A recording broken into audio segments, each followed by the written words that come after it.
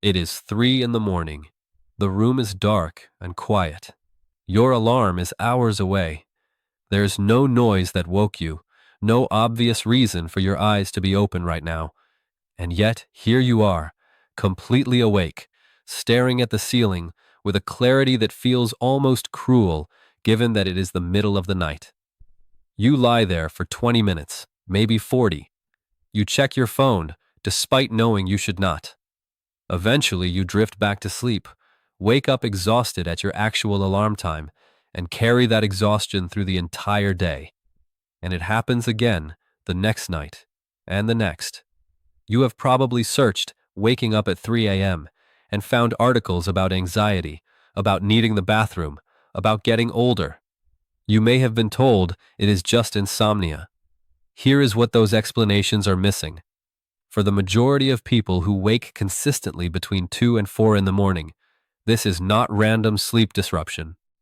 It is a precise, hormonally driven biological signal that your body is generating in response to a specific physiological condition.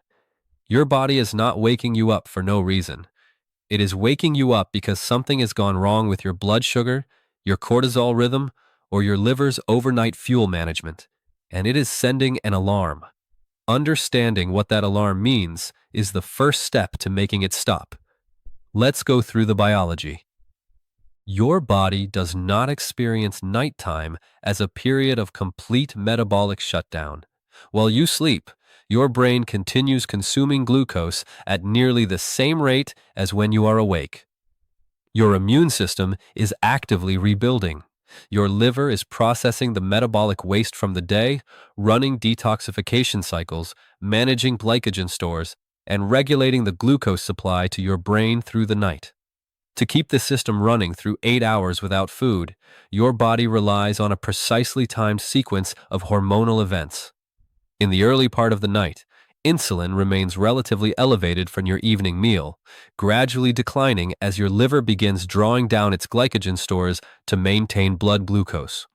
Around midnight, as glycogen starts depleting, glucagon rises to signal the liver to increase glucose output. Growth hormone surges during deep sleep to mobilize fat as an alternative fuel source. Cortisol, which should be at its absolute lowest point around midnight, begins a slow rise toward its morning peak. This entire sequence is designed to keep your brain fueled through the night without any food input. When it works correctly, you sleep through undisturbed. When any part of this sequence fails, your brain detects the resulting blood glucose instability and triggers an awakening response. The 3 a.m. wake-up is not insomnia. It is your brain pulling the emergency cord because the overnight fuel management system has failed. The most common cause of this failure is reactive hypoglycemia, a blood sugar crash that occurs in the middle of the night as a direct consequence of what you ate and drank in the hours before bed. Here is the mechanism. When you eat a high-carbohydrate meal or consume alcohol in the evening, your blood glucose rises significantly. Your pancreas releases a proportionally large insulin response to manage this spike. But insulin does not turn off the moment blood glucose normalizes. It continues acting for 2 to 3 hours after your meal, driving blood glucose below the normal range in what is called reactive hypoglycemia. For most people, this occurs between 2 and 4 in the morning, precisely the window when 3 a.m. waking is most common.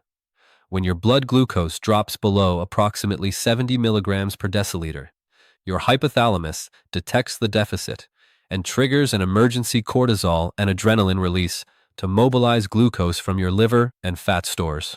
This adrenaline surge is what wakes you up. It produces the characteristic racing heart, the sense of alertness, the inability to fall back asleep, and sometimes the feeling of anxiety or dread that has no identifiable source. There is no source. It is adrenaline, released because your brain needed fuel and the normal management system was not providing it. The alcohol connection is particularly important here. Alcohol causes an initial blood glucose spike, followed by a sharp hypoglycemic rebound as the liver prioritizes alcohol metabolism over glucose output. This is one of the primary reasons people who drink in the evening wake consistently between 2 and 4 in the morning, feeling anxious and unable to sleep, even when the alcohol helped them fall asleep initially. The sedation was real. So is the rebound. The second mechanism involves cortisol dysregulation and what researchers call the dawn phenomenon combined with an early cortisol peak. Your cortisol follows a precise 24-hour rhythm, lowest around midnight, beginning its rise around 3 or 4 in the morning, peaking between 7 and 8. In people with healthy cortisol rhythms, this early morning rise is gradual and smooth, contributing to natural waking around the appropriate time. But in people with disrupted cortisol rhythms, which includes anyone with chronic stress, irregular sleep timing, poor sleep quality, or significant visceral fat accumulation, the cortisol rise can begin earlier and more steeply than it should. Visceral fat, particularly, contains high concentrations of the enzyme 11-beta-hydroxysteroid dehydrogenase type 1, which converts inactive cortisone back into active cortisol. People with significant visceral fat are essentially generating excess local cortisol from their own fat tissue. This can push the cortisol awakening response to occur hours before it should, waking people at 3 or 4 in the morning with a stress hormone surge that their body is not equipped to sleep through. The resulting waking feels anxious, alert, and mentally active, not groggy, because cortisol is a genuine waking hormone. You are not half asleep. You are physiologically awake at 3 in the morning because your cortisol system misfired. The third mechanism is the liver's overnight glycogen depletion timeline. Your liver can store approximately 100 grams of glycogen at a baseline glucose consumption rate for your brain and organs. This reserve lasts approximately 8 to 12 hours, depending on your metabolic rate, your activity level during the day, and how much glycogen was replenished by your last meal. If you ate dinner early and had a relatively active day, your liver's glycogen stores may begin running critically low around 3 or 4 in the morning, precisely the 3 a.m. window. When liver glycogen approaches depletion, your body must transition to gluconeogenesis, manufacturing glucose from amino acids, glycerol, and lactate. This transition is not seamless. There is a brief period of relative blood glucose instability as the liver switches from glycogen release to active glucose synthesis. During this transition, your hypothalamus detects the instability and may trigger a partial arousal to mobilize stress hormones that support the glucose synthesis process. You wake up. Your blood sugar normalizes as gluconeogenesis kicks in. You lie there for 40 minutes, unable to sleep, and then drift off. The whole sequence leaves you exhausted the next morning without understanding what happened. The fourth mechanism is temperature dysregulation. Your body temperature follows a circadian rhythm, highest in the late afternoon, dropping steadily through the evening and reaching its minimum around 3 to 4 in the morning. This temperature minimum is critical for maintaining deep sleep. When your room is too warm, when you have too many blankets, or when your own metabolic activity during the night is generating excess heat, particularly common in people with poor sleep quality who generate more body heat during fragmented sleep. Your core temperature can rise above the threshold needed to maintain deep sleep during the period when it should be at its absolute lowest. Your brain interprets this as a signal that the sleep period should be ending and initiates a partial awakening. You wake up feeling worn, possibly sweating slightly, and unable to return to deep sleep.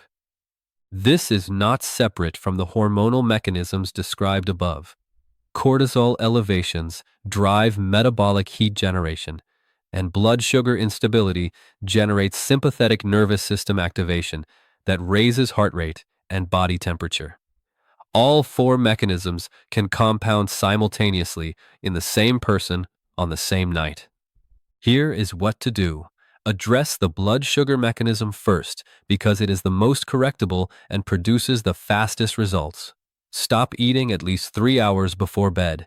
This gives insulin time to clear before sleep onset, eliminating the reactive hypoglycemia window. If you exercise in the evening, a small protein-based snack, not carbohydrates, replenishes muscle glycogen without generating an insulin spike that causes the rebound crash. Eliminate alcohol within 4 hours of sleep completely. Not reduce, eliminate, at least during a 2-week experiment.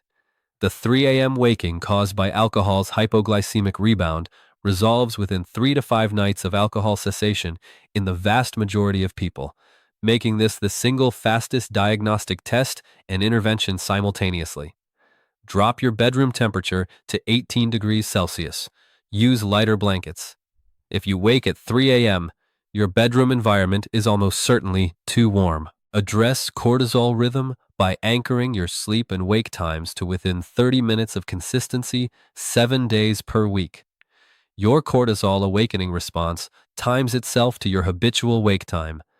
Irregular wake times produce irregular cortisol curves that misfire throughout the night.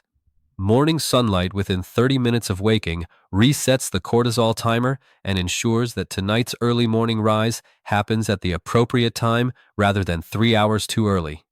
And address visceral fat accumulation systematically because the local cortisol amplification happening in visceral fat tissue is one of the most underappreciated drivers of 3 a.m. waking in people who have struggled with it for years. Your body at 3 in the morning is not malfunctioning randomly.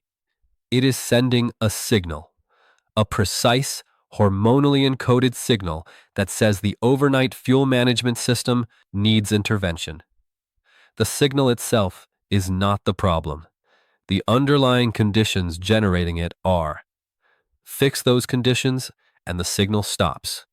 Not because you learn to sleep through it, but because your body no longer needs to send it.